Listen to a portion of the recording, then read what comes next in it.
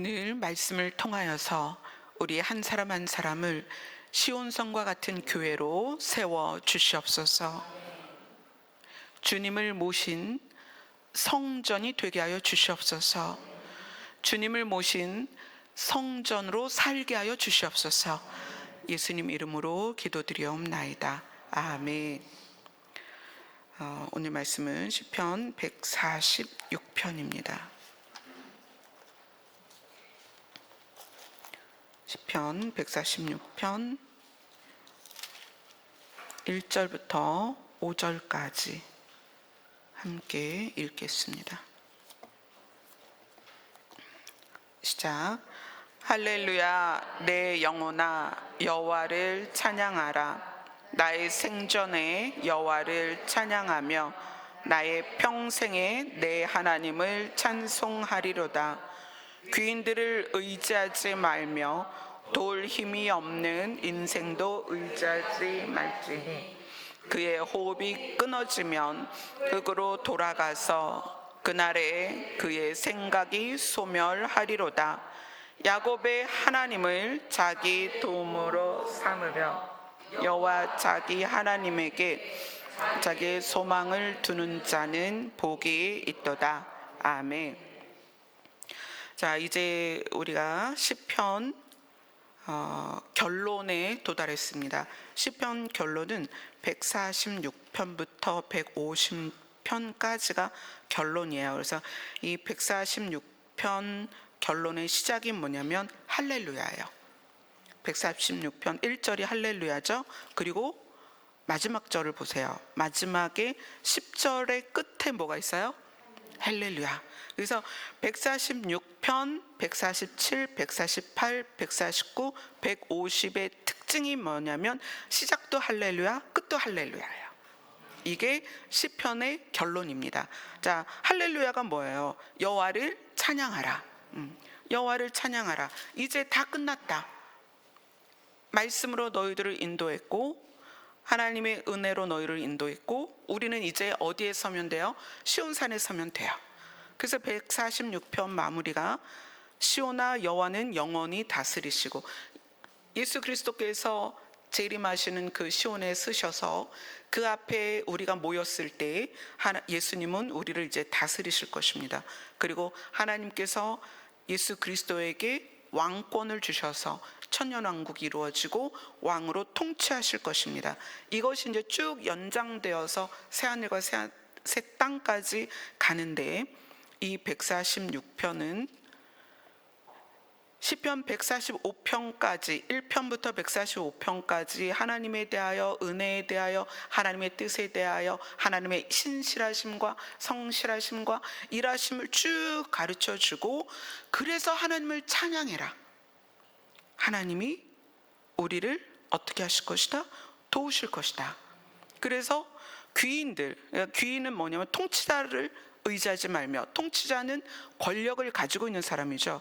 통치자를 의지하지 말며 도울 힘이 없는 인생도 의지하지 말며, 사람이 살아가면서 정말 많은 일들이 있는데 그것이 우리의 영혼을 도와줄 수 없다. 그 의지하지 마라. 또 그의 호흡이 끊어지면, 권력이 있는 것 같아서 내가 의지할 수 있을 것 같아서 의지하는 그 사람이 누구든지 간에 그 사람의 호흡이 끊어지면, 숨이 멈추면 그 사람은 흙으로 돌아간다.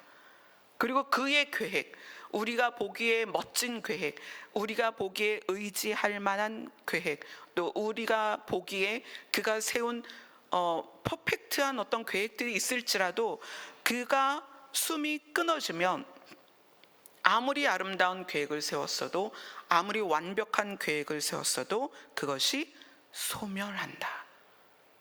그래서 우리가 누구를 의지해야 된다? 하나님을 의지하고 자기 하나님에게 소망을 두는 자가 복이 있다. 자, 이 146편이 결론의 시작이지만 145편에서부터 이어지면서 결론을 가고 있어요.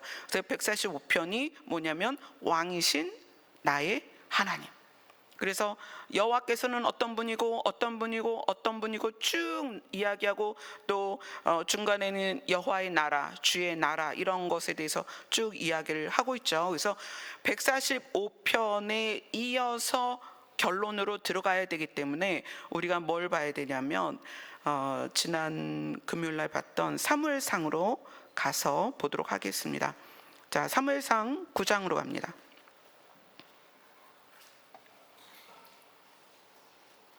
사무엘상 9장, 10장, 11장을 통해서 무엇을 볼 거냐면 사무엘이 사울을 왕으로 세우는 과정을 볼 거예요. 자, 사울이 왕이 되는 과정. 누구를 통하여? 사무엘을 통하여 사울이 왕이 되는 과정입니다. 사무엘상 9장 17절을 같이 읽겠습니다. 시작. 사무엘이 사울을 볼 때에 여호와께서 그에게 이르시되 보라, 이는 내가 내게 말한 사람이니 이가 내 백성을 다스리라 하시니라.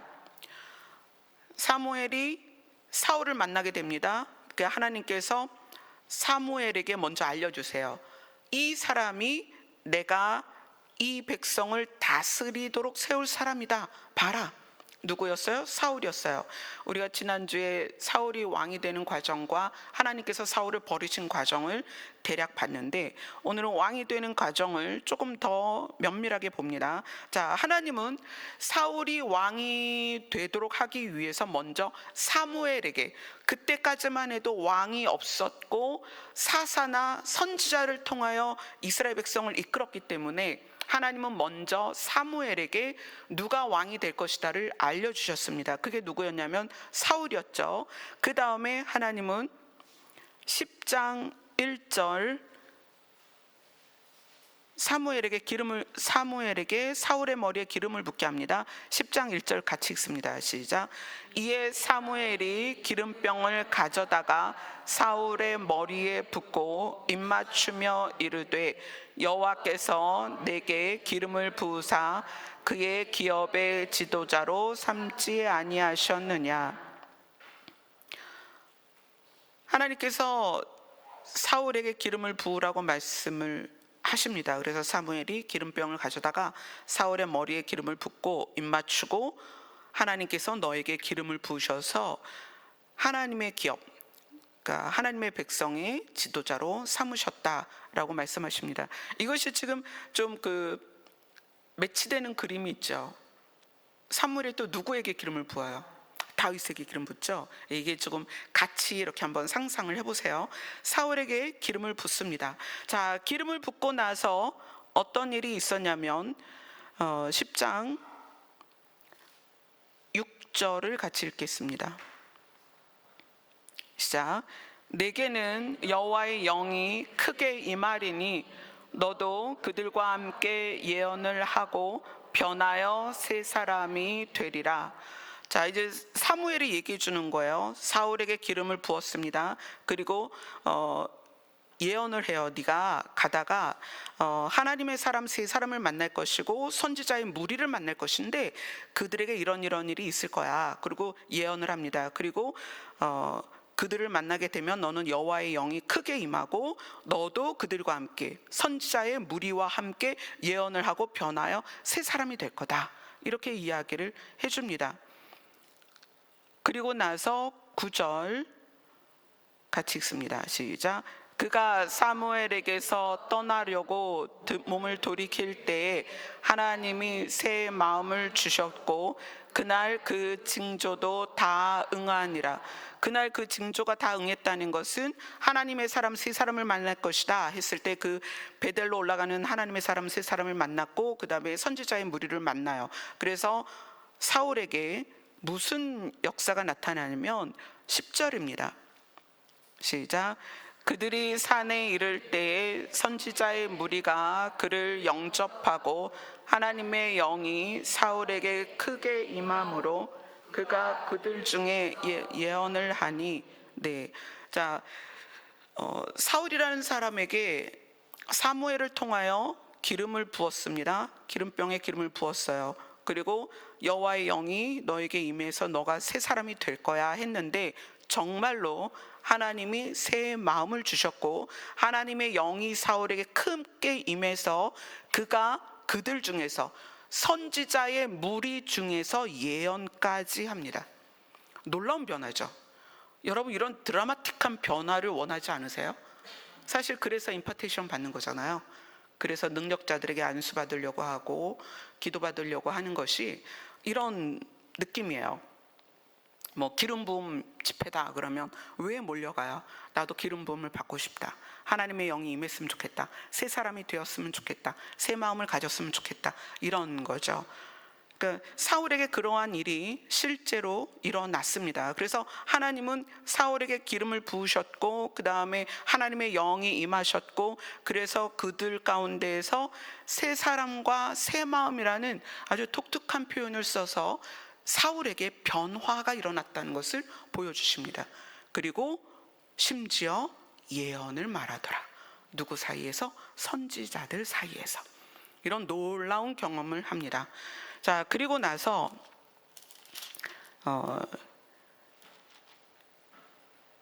그 10장 후반절에 가면 사울이 왕으로 제비뽑기에서 걸려요. 그러니까 이스라엘은 뭐든지 제비뽑기로 결정하고 모든 결정은 하나님께서 주도하신다, 이런 믿음이 있었어요. 그래서 제비뽑기를 한 결과에 대해서 다 받아들였단 말이에요. 그런데 이스라엘 12지파를 놓고 제비 뽑고 그 다음에 그 지파 안에서 제비를 뽑고 그 사람에게서 제비를 뽑았더니 결과적으로 누가 나왔냐면 사울이 나온 거예요. 그러니까 이것이 명백하게 하나님의 뜻이다라는 것을 알 수 있었죠.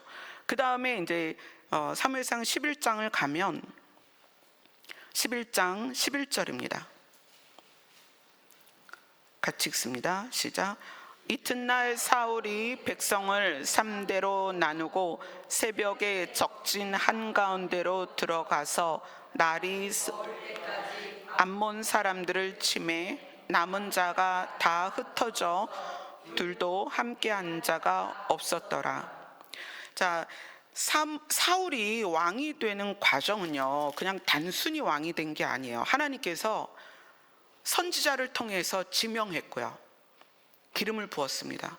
하나님의 영이 임했고 새 사람이 됐고 새 마음이 됐고 예언을 했습니다. 선지자들 사이에서 예언을 했어요. 그리고 사무엘이 백성들에게 얘가 너희의 왕이다 이런 것이 아니라 제비를 뽑았다는 거예요. 근데 제비 뽑기를 했는데 그 결과도 사울이었다는 거예요. 자, 그리고 그 상태에서 사람들이 와, 그러면 이제 사울이 왕이다 라고 기뻐하는 사람이 있었지만, 한편으로는 야, 제가 우리를 어떻게 왕으로서 우리의 리더가 되겠느냐라는 그런 말들이 있었습니다. 그런데 마침 그때 암몬 사람들이 야베스 사람들에게 와서 이렇게 얘기해요. 너희가 우리를 섬겨라. 근데 너희가 우리를 섬기지 않으면 내가 너희 눈을 빼버릴 거야. 이런 협박을 해요. 자, 그것을 듣고 어떻게 했냐면 사울이 백성들을 끌고 가서 그 암몬 사람을 완전히 둘도 함께 한 자가 없더라는 것은 얼마나 그 암몬 사람들이 다 흩어져 도망갔는지 짝지어 도망갈 겨를도 없을 정도로 완승을 했다는 거예요. 자, 그렇게 되고 나니까 이스라엘 사람들이, 자, 이런 전쟁의 승리를 결국은 누가 그 승리를 리더해 주신 거예요? 하나님께서 사울이 왕이 될 수 있도록 도우신 거예요. 그래서 백성들이 전부 사울을 왕으로 받들기 시작합니다. 그래서 이제 마지막에 사무엘상 11장 14절 15절입니다. 시작. 사무엘이 백성에게 이르되 오라, 우리가 길갈로 가서 나라를 새롭게 하자. 모든 백성이 길갈로 가서 거기서 여호와 앞에서 사울을 왕으로 삼고 길갈에서 여호와 앞에 화목제를 드리고 사울과 이스라엘 모든 사람이 거기서 크게 기뻐하니라. 길갈에 가서 여호와 앞에서 사울을 정식으로 왕으로 임명을 합니다. 사무엘이 그렇게 해줘요. 그래서 이스라엘 사람들 모두가 사울이 왕이다라는 것을 사무엘이 사울을 만난 시점부터 해서 길갈에서 왕으로 세움받기까지 모든 과정을 완벽하게 사울이 왕인 것을 증명하게 됩니다. 그런데 이제 문제는 사울이 그렇게 놀라운 경험을 하며 왕이 됐음에도 불구하고 결국 하나님이 그를 버리셨다는 거죠. 왜 그렇게 버림을 당할 수밖에 없었는가? 자, 초점을 어디에 둬야 되냐면 사울이 새 사람이 됐다는 거예요. 무엇 때문에? 하나님의 영이 강력하게 임해서 성경이 그를 새 사람이 되었다 이렇게 표현해요. 그리고 마음이 새 마음이 되었다라고 표현해요. 그리고 어떻게 해요? 예언을 했다. 누구 사이에서? 선지자 사이에서. 놀라운 변화예요. 여러분, 우리가 정말 그러고 싶지 않아요? 하나님의 영이 우리에게 부어져서 막 진한 감동과 전율과 막 이런 걸 통해서 기름 부음 안에서 새 사람이 되고 새 마음을 갖고 예언을 하며 하나님의 영이 임한 것이 사울은 증명이 됐고 우리도 그러고 싶다는 거예요. 그런데 어떻게 그런 사람이 하나님에게 버림을 받았을까요? 자, 통치하는 과정을 한번 볼까요? 자, 13장으로 갑니다.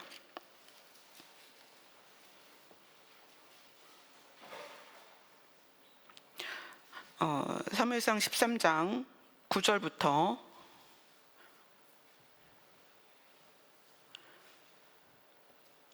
12절까지 같이 읽습니다. 시작. 사울이 이르되 번제와 화목제물을 이리로 가져오라 하여 번제를 드렸더니 번제 드리기를 마치자 사무엘이 온지라. 사울이 나가 맞으며 문안하매 사무엘이 이르되 왕이 행하신 것이 무엇이냐 하니 사울이 이르되 백성은 내게서 흩어지고 당신은 정한 날 안에 오지 아니하고 블레셋 사람은 믹마스에 모였음을 내가 보았으므로 이에 내가 이르기를 블레셋 사람이 나를 치러 길갈로 내려오겠거늘 내가 여호와께 은혜를 간구하지 못하였다 하고 부득이하여 번제를 드렸나이다 하니라. 자, 요 상황만 보면 자, 사울이 번제와 화목제물을 가져다가 번제를 드렸습니다. 번제를 드렸어요. 사실 사울이 사무엘이 와서 사무엘이 번제를 드렸는데 사울이 번제를 드렸다라는 것보다 더 중요한 사실이 여기 있다는 거예요. 우리가 1차적으로 이 부분에 대해서 어떻게 이해를 하고 있냐면 제사장도 아닌 사울이 번제를 드렸다. 그래서 하나님이 화가 나신 거다라고 이해를 하고 있단 말이에요, 이 부분을. 근데 그거보다 더 깊은 의미가 있다는 거예요. 사울에게는 그 자기 백성 중에 제사장이 있었습니다. 선지자들이 있었어요. 그러니까 선지자들이 있었고 사무엘이 아니어도 번제를 드릴 수 있습니다. 사울이 데리고 있는 선지자가 있었기 때문에 충분히 사울이 사무엘이 없이도 번제를 드릴 수 있는데 이것이 왜 문제가 됐냐면 사무엘이 사울에게 이르되 왕이 망령되이 행하였도다 이렇게 이야기하고 있거든요. 내가 해야 되는데 왜 네가 했니가 아니란 말이에요. 이건 무슨 의미냐면 번제를 드리는 의도가 무엇이냐면 사울이 이야기를 합니다. 백성은 내게서 흩어지고, 자, 블레셋이 쳐들어왔어요. 블레셋이 쳐들어오니까 사울이 왕이 된 지 이제 2년밖에 안 돼요. 그럼 뭐예요? 정치적 입지가 곤고히 서지 않은 때란 얘기.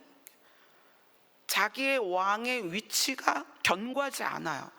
그 상태에서 블레셋이 쳐들어온 거예요. 자, 암몬 사람들하고는 싸워서 이겼는데 블레셋이 쳐들어왔어요. 자, 블레셋이 쳐들어왔다는 건 어떤 의미가 있냐면 철기, 청동기 그 시대를 잘 생각해 보면 블레셋은 철기 문화였고요. 이때 사울이 다스리던 이스라엘은 철기가 없었어요. 그러니까 철로 된 무기화가 안 돼 있었어요. 그래서 칼이나 창이 여기선 사울 왕하고 요나단 정도밖에 없었을 거다라고 역사적으로 이야기합니다. 그래서 그 역사적인 게 어디에 나오냐면 사무엘상 13장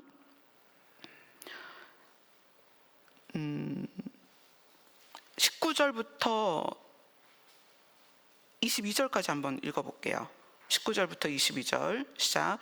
그때에 이스라엘 온 땅에 철공이 없었으니 이는 블레셋 사람들이 말하기를 히브리 사람이 칼이나 창을 만들까 두렵다 하였음이라.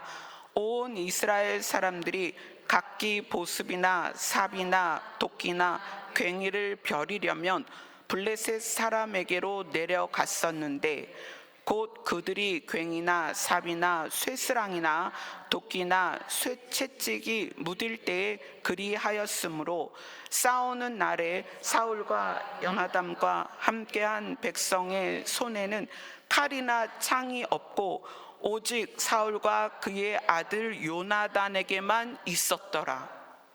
그 상황을 아시겠죠? 블레셋은 철로 된 무기를 완벽하게 갖추고 있었고요.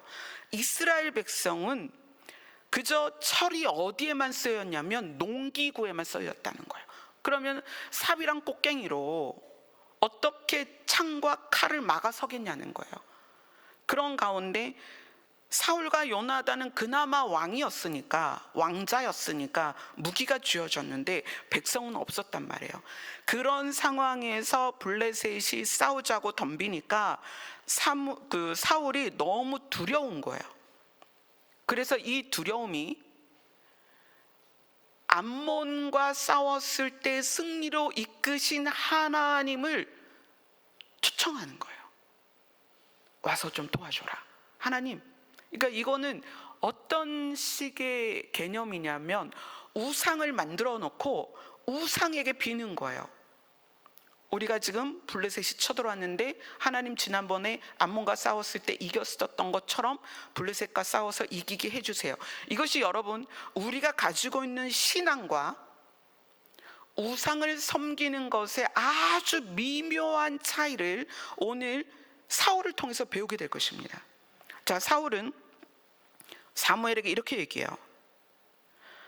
백성은 내게서 흩어지고, 지금 11절에 나옵니다. 왜 백성이 내게서 흩어지죠?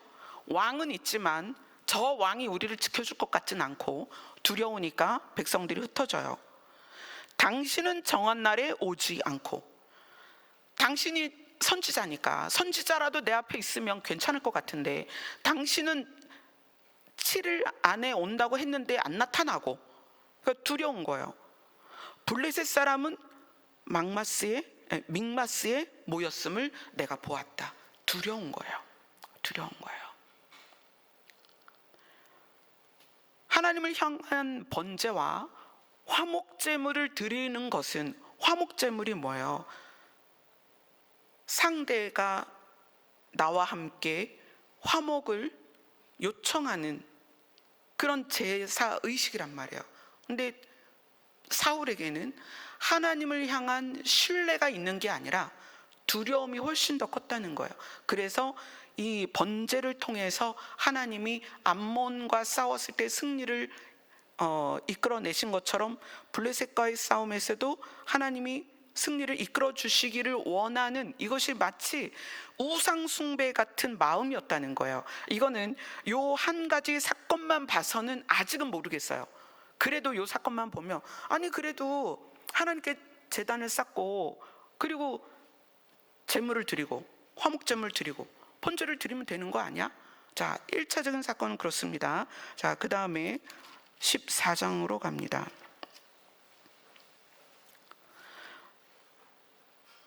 14장 18절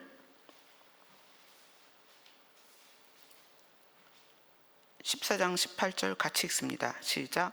사울이 아히야에게 이르되 하나님의 궤를 이리로 가져오라 하니 그때에 하나님의 궤가 이스라엘 자손과 함께 있음이니라. 자, 이스라엘 백성은 하나님의 궤를 앞에 두고 하나님의 임재를 통해서 보호를 받았습니다. 자, 사울도 마찬가지예요. 하나님의 궤를 가져와라. 큰일 났다. 우리가 지금 블레셋과 이렇게 맞닿아 있는데 큰일 났다.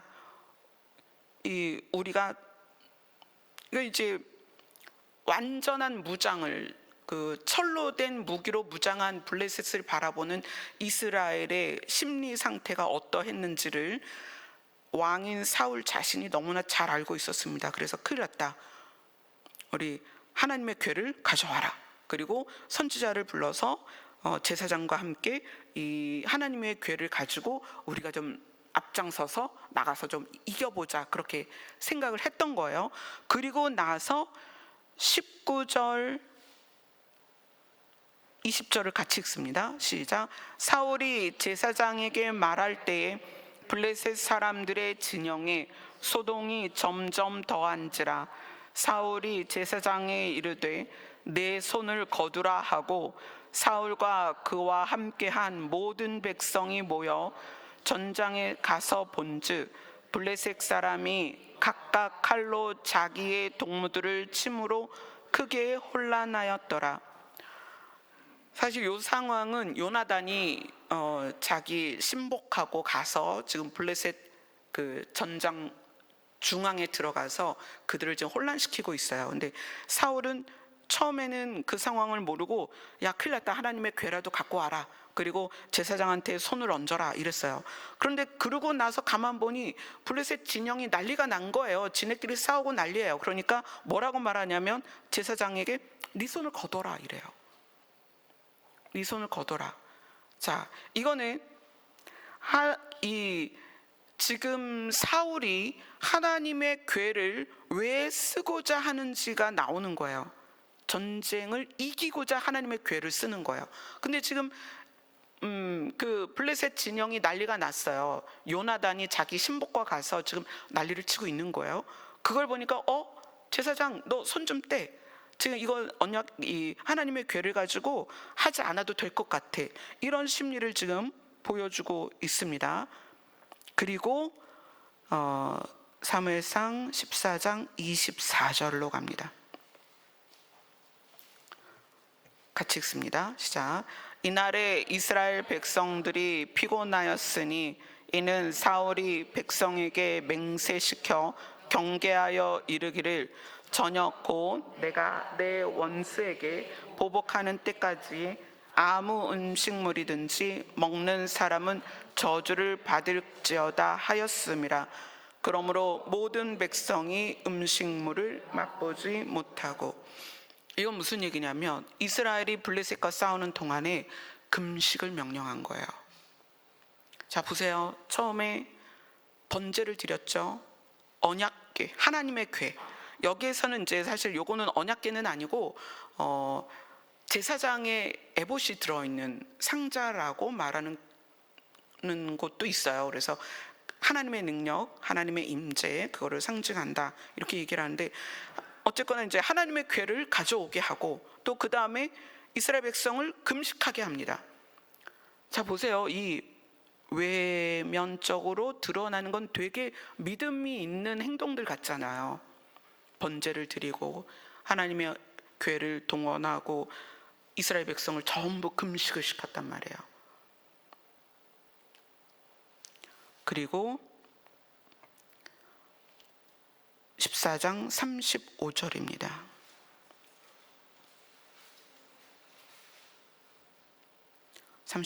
같이 읽습니다. 시작. 사울이 여호와를 위하여 제단을 쌓았으니 이는 그가 여호와를 위하여 처음 쌓은 제단이었더라. 여호와를 위하여 제단까지 쌓습니다. 이 사울이 보면은 번제도 드리고, 그죠? 번제도 드리고 하나님의 궤를 동원하고 이스라엘 백성들에게 전부 금식을 시키고 그리고 제단까지 쌓았어요. 이것만 보면 정말 하나님의 영이 임해서 새 사람이 됐고 새 마음이 됐고 예언을 하던 선지자 무리에 속해서 예언을 하던 사울이 정말 믿음 있는 왕처럼 행하는 모습이 보여진다는 거예요. 그런데 이것이 왜 문제냐는 거야. 이게 왜?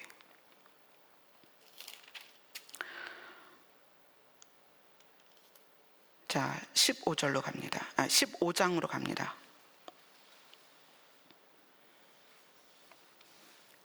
15장 9절입니다. 시작.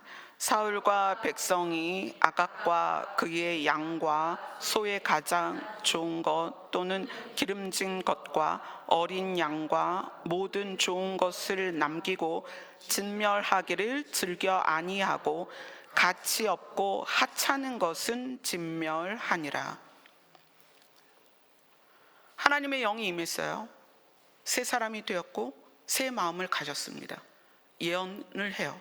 거기까지는 좋았습니다. 실제로 블레셋과 전쟁이 났는데 번제를 드리고 그리고 백성들에게 금식도 명하고 제단을 쌓고 하나님의 궤를 오게 하고 이런 외형적인 면으로 보면 정말 하나님의 영이 임한 왕으로서 하는 것처럼 보인다는 거예요. 그런데 그런 이면에서 어떤 일이 있냐면 사울이 탈취물에 대하여 어떻게 하는 거예요? 진멸하기를 즐겨하지 않고 하찮은 것만 진멸하였다. 이게 뭐라고 그랬죠? 탐심이라는 거예요. 탐심. 그 다음에 15장 12절입니다. 15장 12절 같이 읽습니다. 시작. 사무엘이 사울을 만나려고 아침에 일찍이 일어났더니 어떤 사람이 사무엘에게 말하여 이르되 사울이 갈멜에 이르러 자기를 위하여 기념비를 세우고 발길을 돌려 길갈로 내려갔다 하는지라. 15장에서는 사울이 아말렉을 칩니다. 아말렉에서 탈취한 것을 모든 것을 진멸하라고 하셨지만 하찮은 것만 진멸하고 남은 것을 자기가 취합니다. 그리고 어떻게 해요? 자기를 위하여 기념비를 세웁니다. 그 다음에 15장 30절입니다.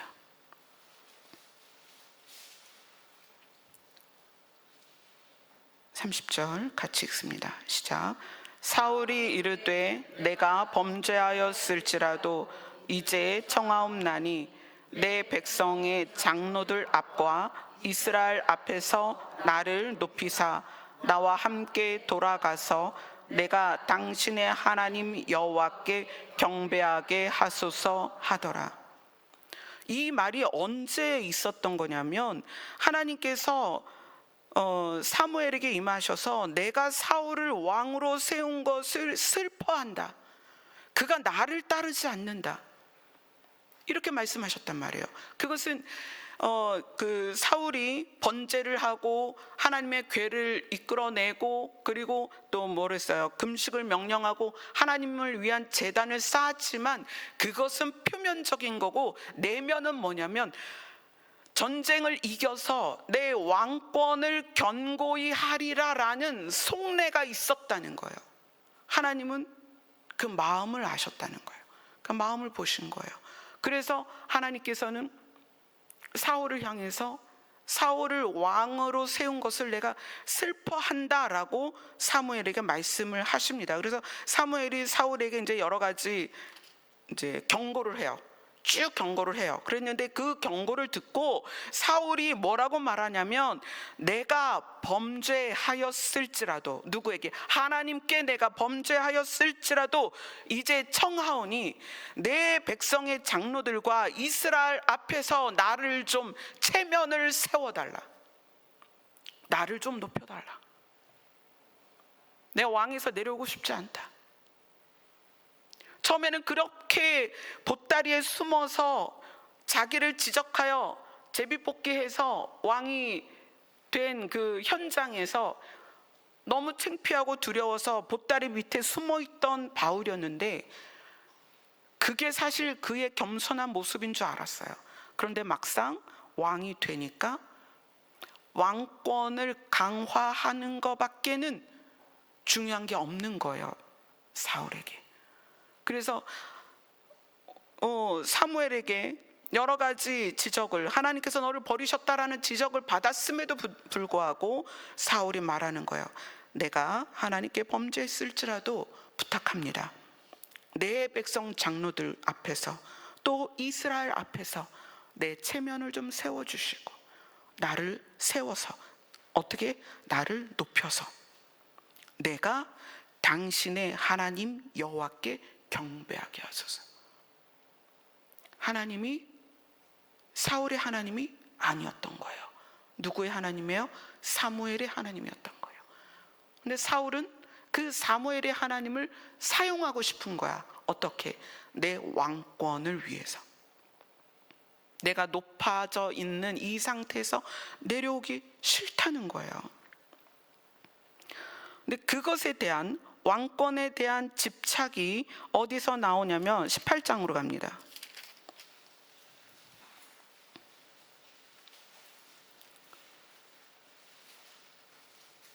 18장 8절입니다. 같이 읽습니다. 시작. 사울이 그 말에 불쾌하여 심히 노하여 이르되, 다윗에게는 만만을 돌리고 내게는 천천만 돌리니 그가 더 얻을 것이 나라 말고 무엇이냐 하고. 사울의 본심이 나온 거예요. 왜 다윗을 미워했냐면, 내가 그렇게 하나님을 우상처럼 섬겨가면서 사무엘의 하나님을, 자기의 하나님도 아닌 사무엘의 하나님을 우상처럼 섬겨서 내가 내 왕권을 지키고 싶었는데, 다윗이 나타나니까 백성이 다윗을 더 좋아하는 것 같은 거예요. 그러니까 사울이 그 말에 불쾌하고 기분이 나쁘고 심히 노하였다. 엄청 화가 났다는 거예요. 저놈이 나의 나라를 노리고 있구나. 그래서 뭐라고 말하냐면 18장 11절입니다. 같이 읽습니다. 시작. 그가 스스로 이르기를 내가 다윗을 벽에 박으리라 하고 사울이 그 창을 던졌으나 다윗이 그의 앞에서 2번 피하였더라. 19장으로 갑니다. 19장 1절 같이 읽습니다. 시작. 사울이 그의 아들 요나단과 그의 모든 신하에게 다윗을 죽이라 말하였더니 사울의 아들 요나단이 다윗을 심히 좋아하므로. 사울은 드디어 그 마음의 분노를 정확하게 표현합니다. 죽여라. 죽여라. 그리고 나서 19장 10절입니다. 시작. 사울이 단창으로 다윗을 벽에 박으려 하였으나 그는 사울의 앞을 피하고 사울의 창은 벽에 박힌지라 다윗이 그 밤에 도피하매. 18장에 있었던, 18장 11절에 있었던 똑같은 일이 19장 10절에 또 나오고요. 이런 일들이 계속 반복되죠. 사울은 틈만 나면 다윗을 죽이려고 합니다.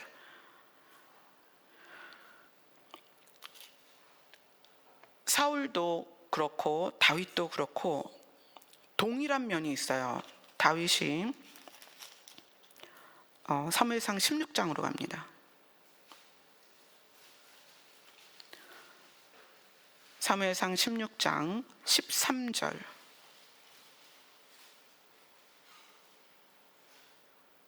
같이 읽습니다. 시작. 사무엘이 기름불 병을 가져다가 그의 형제 중에서 그에게 부었더니 그날 이후로 다윗이 여호와의 영에 크게 감동되니라. 사무엘이 떠나서 라마로 가니라. 동일한 상황이에요. 사울도 기름을 부었더니 하나님의 영이 크게 감동되어서 새 사람이 되었고 새 마음을 가졌고 예언을 하는 자가 됐어요. 자, 여기 다윗도 지금 16장 13절은 다윗에게 사무엘이 기름을 부은 것입니다. 기름 뿔병을 가져다가 그에게 부었더니, 다윗에게 부었더니 그날 이후로 다윗이 여호와의 영에게 크게 감동되었더라. 동일한 상황 아니에요? 동일하잖아요. 오히려 사울은 사람들이 흠모할 만큼 어깨 하나가 높다고 그랬어요. 그냥 모두가 섰을 때 두드러지게 드러날 만큼 큰 사람이었고 사람들이 흠모할 만한 사람이었다는 거예요. 그런 사울과 또 다윗은 사실 그렇지 않았죠. 막내였고 작고 여성한 그런 다윗이었습니다. 이 두 사람에게 하나님의 영이 크게 감동되어서 하나님의 영이 부어져서 기름이 부어져서 이 두 사람이 하나님의 영에게 감동되었는데 결과가 왜 이렇게 다르냐는 거예요. 오늘 시편의 결론을 시작하면서 이것이 여러분들에게 질문이 되는 거예요. 여기 계신 분들이 어떤 내용으로든 어떤 이벤트로든 하나님이 살아계신 것과 하나님이 나의 아버지이신 것을 고백할 수밖에 없는 관계성을 가지고 있단 말이에요. 음성을 들을 때도 있었고 감동을 받을 때도 있었고 은혜가 부어질 때가 있었고 그것이 감동되어 눈물이 흘렀었던 적도 있었고 그래서 말씀을 붙들고 이제까지 왔단 말이에요. 사울도 마찬가지고 다윗도 마찬가지고 두 사람이 똑같이 여호와의 영에 크게 감동되었는데 어떻게 이렇게 결과가 다르냐는 거예요. 우리는 하나님의 영이 부어져서 기름이 부어져서 예언도 하고 새 사람이 되고 새 마음이 되면 생각도 바뀔 거라고 생각해요. 보통은 그렇지 않습니다.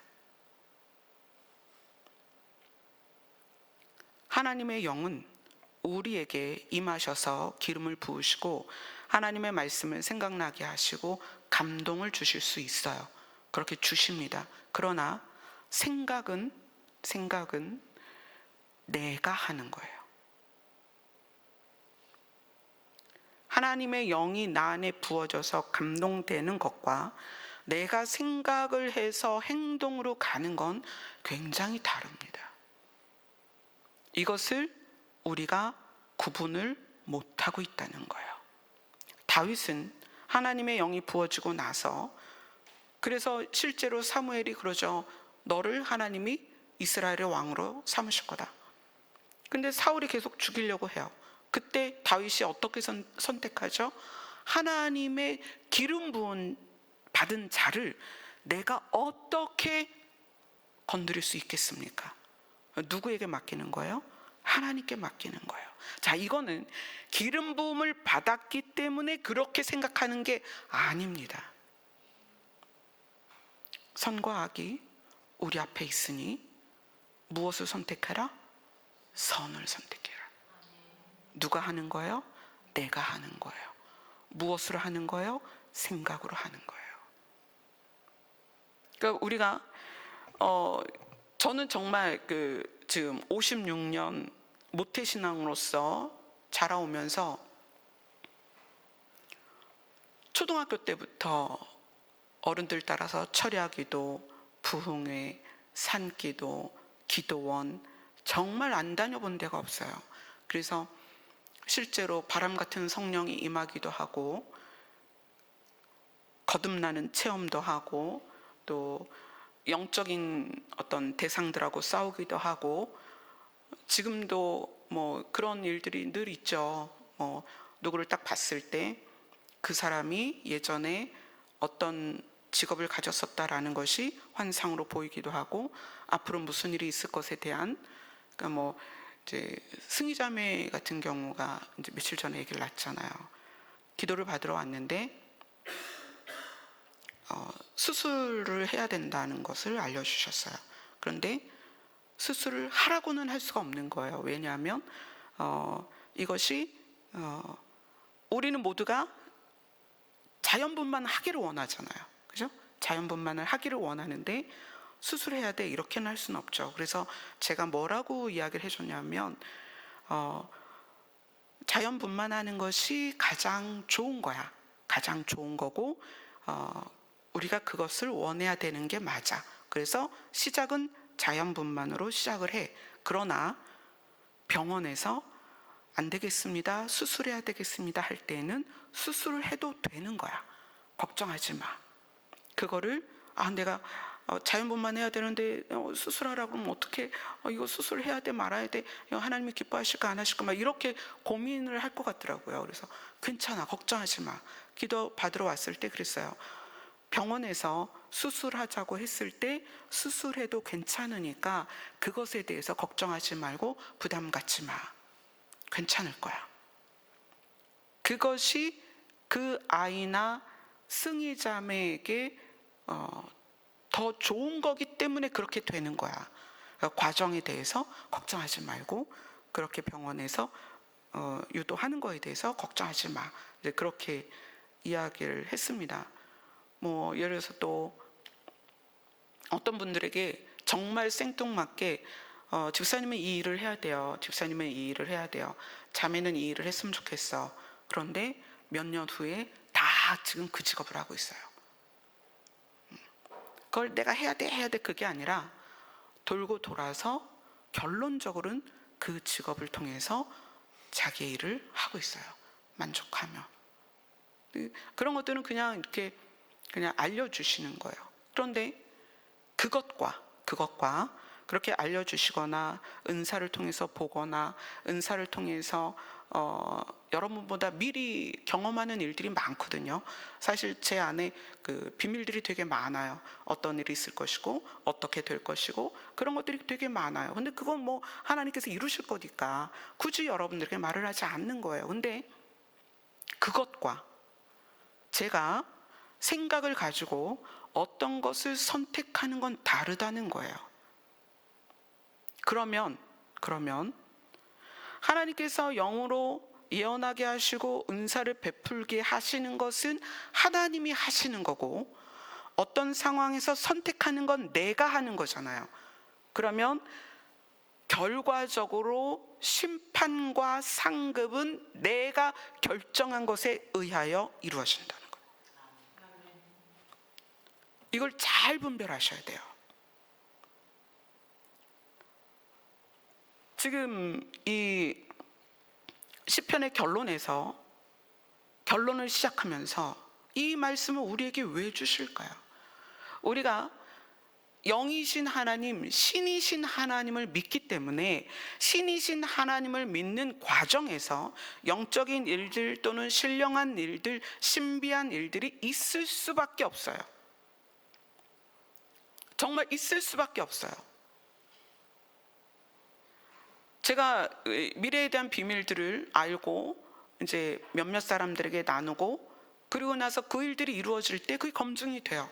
하나님이 이렇게 말씀하셨는데 정말 이렇게 됐어. 이렇게 검증이 돼요. 근데 그건 하나님이 하시는 거예요. 그런데 내가 내 성품과 인격 안에서 내가 선택한 일들이 있다는 거예요. 사울은 다윗을 향하여 분노를 했습니다. 죽이고자 생각을 했어요. 그리고 죽이고자 행동을 했다는 거예요. 이것은 하나님의 영이 부어져서 하는 게 아니에요. 누구의 생각이에요? 사울의 생각이라는 거예요. 자기의 감정이라는 거예요. 하나님의 영이 부어져서 예언을 하고 은사가 나타난다고 해서 그의 생각과 행동과 결정이 옳으냐 옳지 않다는, 그러니까 옳지 않을 수 있다는 거예요. 그래서 시편 말씀이 결론으로 가면서 우리에게 말씀하시는 거예요. 네가 환상을 보고 예언을 하고 투시를 하고 음성을 들어도 어떤 상황에서 보고 생각하여 결정하는 건 너의 양심이다. 어떤 양심이요? 선한 양심이다. 그걸 사용해서 우리가 살아가야만 된다는 거예요. 오늘 시편 본문으로 갑니다. 146편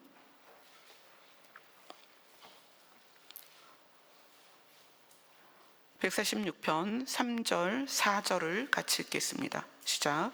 귀인들을 의지하지 말며 도울 힘이 없는 인생도 의지하지 말며 그의 호흡이 끊어지면 흙으로 돌아가서 그날에 그의 생각이 소멸하리로다. 자, 이걸 보세요. 사울은 도울 힘이 없는 인생, 자기가 왕인 것을 그대로 유지하고 싶었다는 거예요. 자기의 나라가 강력하게 유지를 되고 자기가 왕이 되고 자기 아들에게 왕권을 물려주고 싶었다는 거예요. 그런데 죽으니까 끝났죠. 아무것도 아니라는 거예요. 그리고 뭘 사무엘에게 요구해요? 나를 높여서 누구 앞에? 장로들과 백성들 앞에 나를 높여서 하나님께 번제를 드릴 수 있게 해달라. 이것이 사울에 국한된 것이 아니고요. 이거는 우리에게 적용하자면 우리 안에 자존심 강한 분들이 있을 거예요. 자존심. 어떻게 나한테 그럴 수가 있어요?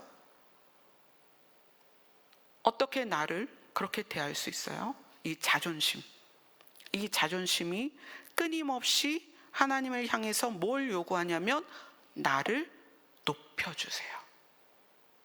나를 세워주세요. 나를 드러내주세요. 나를 알아주세요. 내 이름을 많은 사람들 앞에 공표해 주세요. 그게 사울과 똑같은 마음이라는 거예요. 그럼 이건 뭐예요? 하나님을 우상화했다는 거예요.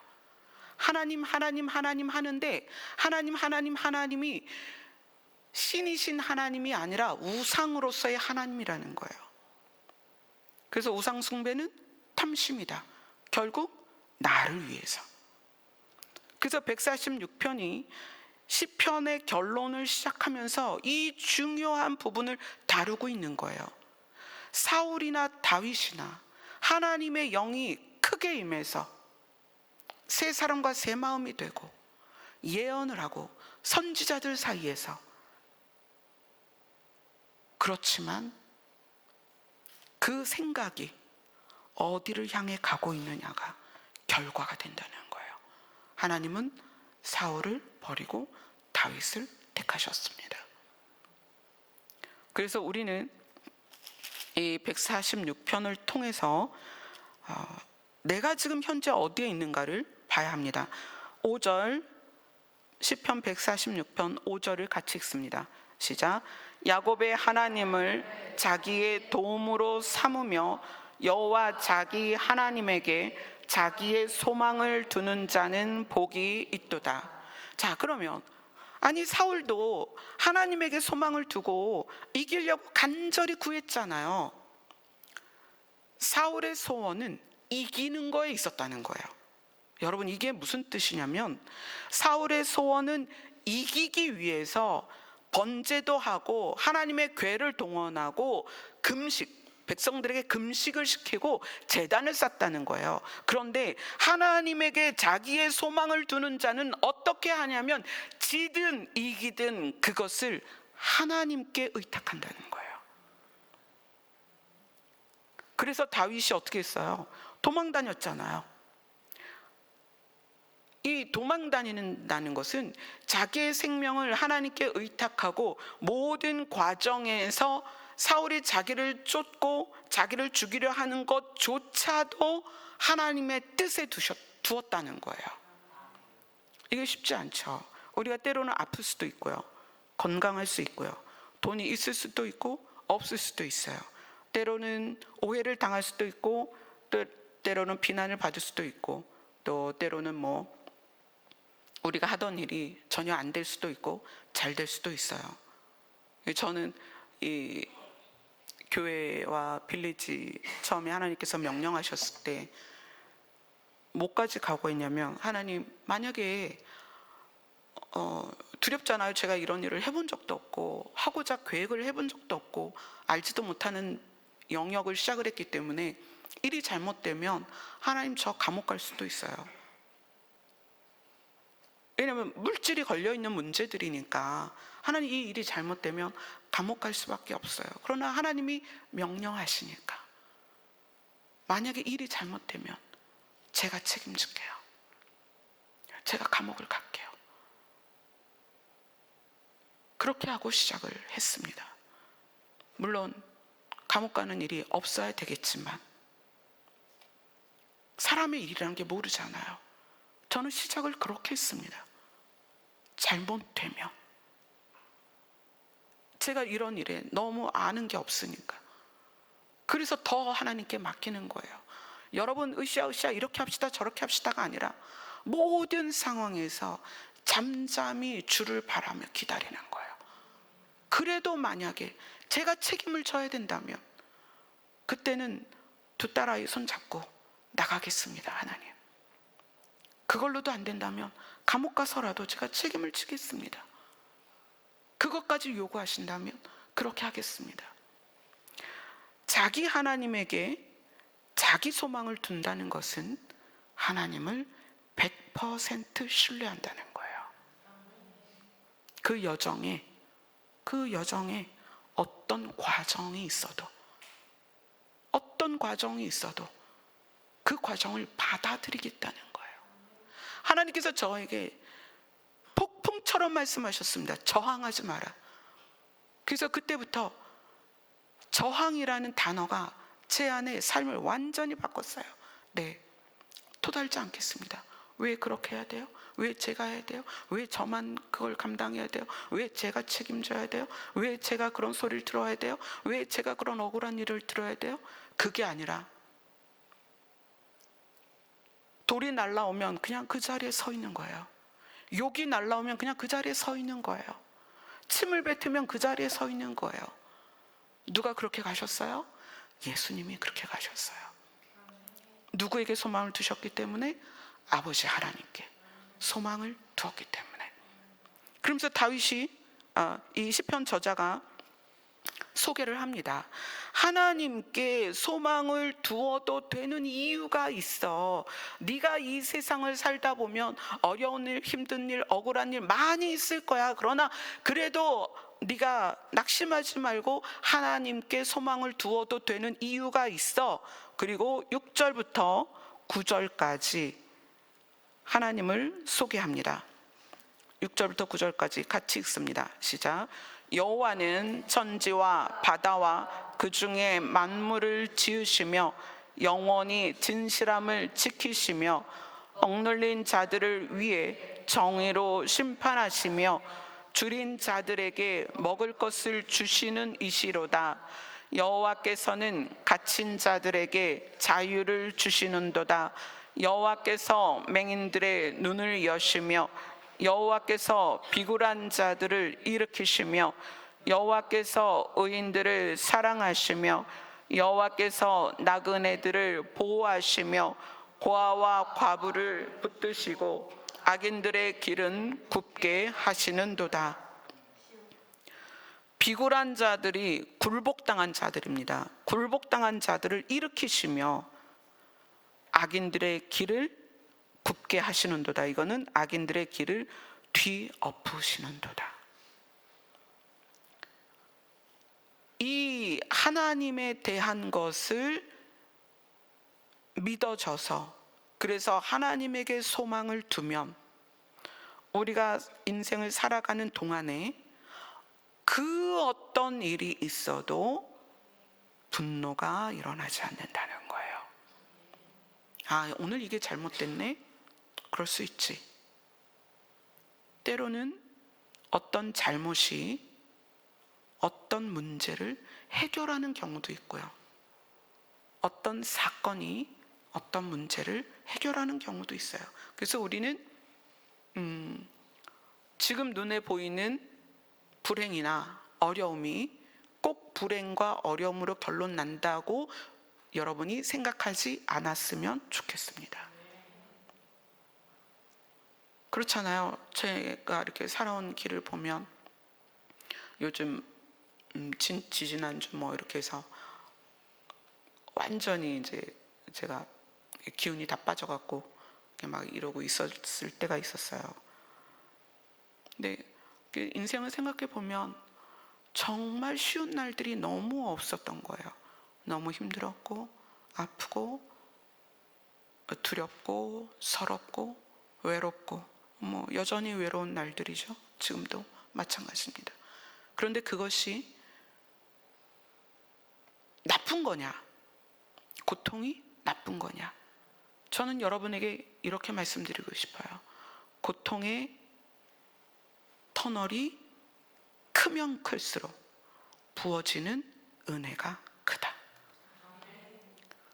하나님의 임재는 고통의 터널을 통해서 임재하신다. 그렇게 생각해요. 그래서 저는 여러분들의 과거, 여러분들의 현재, 진행형인 어려움이 있다면 기뻐하세요. 그 고통을 통해서 주님이 여러분에게 다가오십니다. 여러분이 아직도 울어야 될 일들이 남아있다면 우세요. 그 눈물이 기름 부음으로 바뀔 것입니다. 여러분이 여전히 아직도 그 속에 억울함이 있다면 여러분 이제 하나님께서 그것을 어떻게 반전시키시는지를 보게 될 것입니다. 하나님은 그런 분이세요. 반전을 목표로 또는 나를 세워주시는 것을 목표로 하지 않아도 그분이 우리의 아버지이기 때문에 나에게 오는 고통을 그대로 받아들이고 나에게 오는 아픔을 그대로 받아들이고 나에게 오는 서러움을 그대로 받아들이고 나에게 있는 억울함을 그대로 받아들이고 저항하지 않을 때 하나님은 그것의 크기만큼 은혜를 부으십니다. 당신의 존재를 드러내세요. 저는 여러분들이 그렇게 이끌려 갔으면 좋겠습니다. 사울처럼 왕권을 지키려고 자존심을 지키려고 자기를 좀 세워달라고 그게 아니라 다윗처럼 어떻게 하는 거예요? 자기 하나님에게 자기의 소망을 두는 자는 복이 있도다.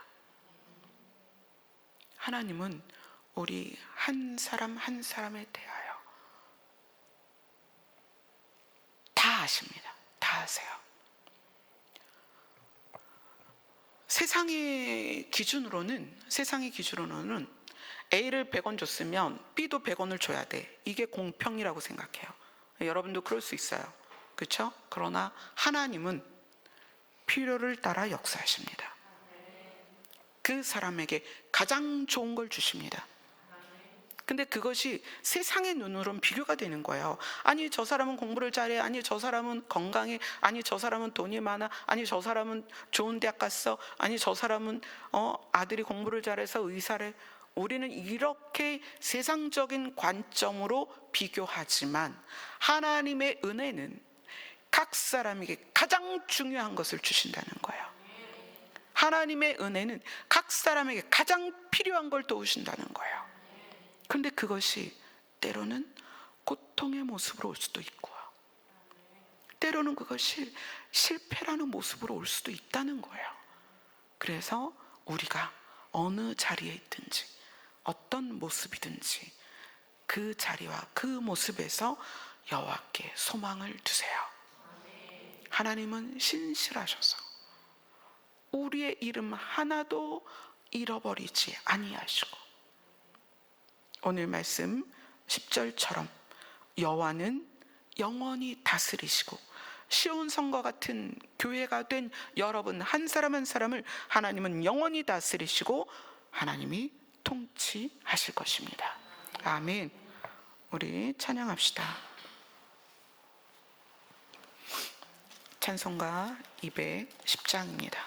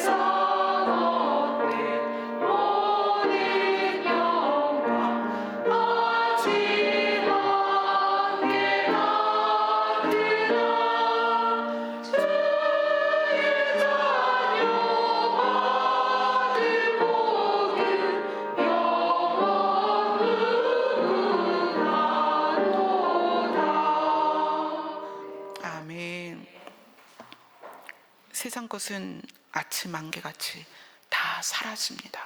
그러나 우리가 하나님을 아버지라고 부르는 자녀로서 우리는 하나님의 나라를 상속받게 될 것입니다. 그래서 이 땅에서 다른 것에 소망을 두지 말고 나를 세워달라, 나 좀 높여달라, 그게 아니라 하나님을 소망으로 사는 여러분 되셨으면 좋겠습니다. 오늘은 12시까지 기도를 하겠습니다. 제가 기운이 없어서 지금 4시까지, 아니 2시까지 하기가 어려울 것 같아요. 그래서 12시까지 기도하고 마치도록 하겠습니다. 기도하겠습니다.